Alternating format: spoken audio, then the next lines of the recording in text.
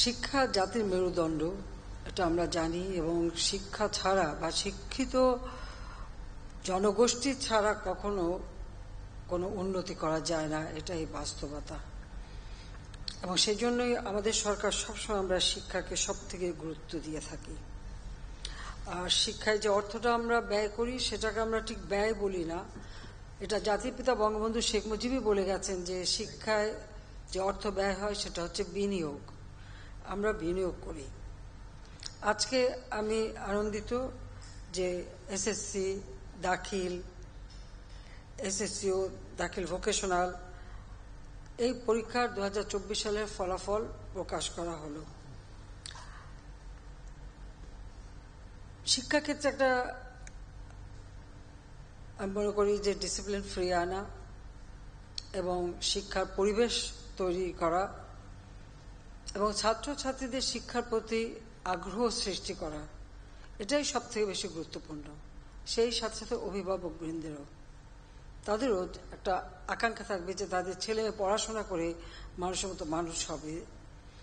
তো আমরা আমাদের সবসময় প্রচেষ্টা ছিল, আওয়ামী লীগ সরকার গঠন করার পর থেকে এই প্রচেষ্টাই ছিল যে মানুষের মাঝে এই সচেতনতাটা সৃষ্টি করা এবং তাদেরকে উৎসাহিত করার জন্য তারা লেখাপড়ার দিকে মনোযোগ দেয়। এবং সেখানে আমরা দেখতে পাচ্ছি ধীরে ধীরে আমাদের সাক্ষরতার হার বেড়েছে এবং শিক্ষায় অংশগ্রহণকারী ছাত্রছাত্রীর সংখ্যাও কিন্তু ব্যাপকভাবে বৃদ্ধি পেয়েছে। তারপর আমি বলবো যে যদি কেউ ছড়িয়ে ছিটে থাকে সেগুলো আমাদের দায়িত্ব তাদেরকে স্কুলে পাঠানো এবং পড়াশোনা করা। শুধুমাত্র যে সাদাসিধা MA BA পাস করবে তা নয়, সাথে সাথে কারিগরি শিক্ষা, বিজ্ঞান প্রযুক্তি, তথ্য প্রযুক্তি, অর্থাৎ সার্বিকভাবে একটা শিক্ষিত হবার যা যা দরকার সেইগুলি, বা বিশ্ব পরিমণ্ডলে প্রতিযোগিতার সাথে টিকে থাকার উপযোগী শিক্ষা ব্যবস্থায় আমরা প্রবর্তন করতে চাই। স্বাধীনতার পরপর জাতির পিতা বঙ্গবন্ধু শেখ মুজিব, ডক্টর কুদরতে খোদা, যিনি আমাদের বিশিষ্ট বৈজ্ঞানিক, তার নেতৃত্বেই শিক্ষা কমিশন গঠন করে দিয়েছিলেন যে স্বাধীন বাংলাদেশের উপযোগী একটি শিক্ষা নীতিমালা প্রণয়ন করা, এবং তিনি সেটা করেছিলেনও, হস্তান্তরও করেছিলেন, কিন্তু সেটা সম্পূর্ণ করে যেতে পারেননি, কারণ তারপরই জাতির পিতা বঙ্গবন্ধু শেখ মুজিবকে হত্যা করা হলো এবং সেই নীতিমালা আর কখনো আলোর মুখ দেখেনি। আওয়ামী লীগ সরকার গঠন করার পর আমরা 96 সালে আবার শিক্ষা নীতিমালা, সেই শিক্ষা নীতিমালা আলোকে সর্বোপযোগী করে প্রণয়ন করবার জন্য একটা কমিশন গঠন করেছিলাম এবং তারও নীতিমালাটা প্রণয়ন করা হয়েছিল, কিন্তু 2001-এ আমরা সরকারে আসতে পারলাম না। আবার সেই শিক্ষা নীতিমালা বলতে গেলে এটা আবার ডিপ ফ্রিজে চলে গেল, এরপরে আর কোনো উদ্যোগ ছিল না।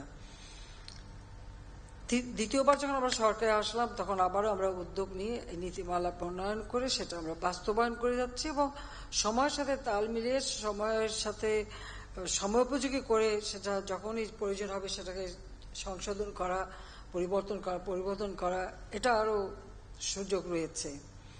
আজকে আমরা দেখতে পাচ্ছি মাত্র 60 দিনের মধ্যে যে এই যে ফলাফল ঘোষণা, এমনও সময় আছে মাসের পর মাস পরে থেকেছে ছেলেমেয়েরা ফলাফলটাই পায়নি, কিন্তু আমরা একটা নিয়মের মধ্যে চলেছি। সেই সাথে সাথে এমনকি যখন COVID-19 অতিমারি, সমস্ত দেশে সমস্ত কার্যক্রম বন্ধ, সেই সময় অত্যন্ত কষ্ট করে আমাদের প্রত্যেকটা বোর্ড এবং আমাদের শিক্ষা মন্ত্রণালয় তখন কাজ করেছেন এবং প্রত্যেকটা শিক্ষা প্রতিষ্ঠান কাজ করেছে এবং আমরা কিন্তু ফলাফলটা দিতে পেরেছি সময় মতো।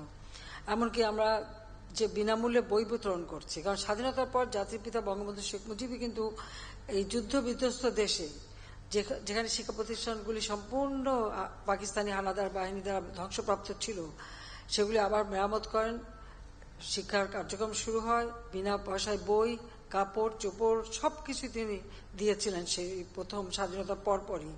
যদিও শূন্য হাতে যাত্রা শুরু করেছিলেন, কিন্তু তিনি কিন্তু তখন থেকেই শিক্ষাকে গুরুত্ব দেন এবং প্রাথমিক শিক্ষা, সমস্ত প্রাথমিক বিদ্যালয়গুলিকে জাতীয়করণ করেন, শিক্ষকদের জাতীয়করণ করে শিক্ষকদের সরকারি চাকরি মর্যাদা দিয়ে দিয়েছিলেন। কাজে আমি এটুকু বলবো, এরপরে আবার দুর্ভাগ্যের বিষয় যে 75-এর পরে যারা সরকার এসেছিল সেখানে কিন্তু ঠিক শিক্ষা সেই পরিবেশটা ছিল না।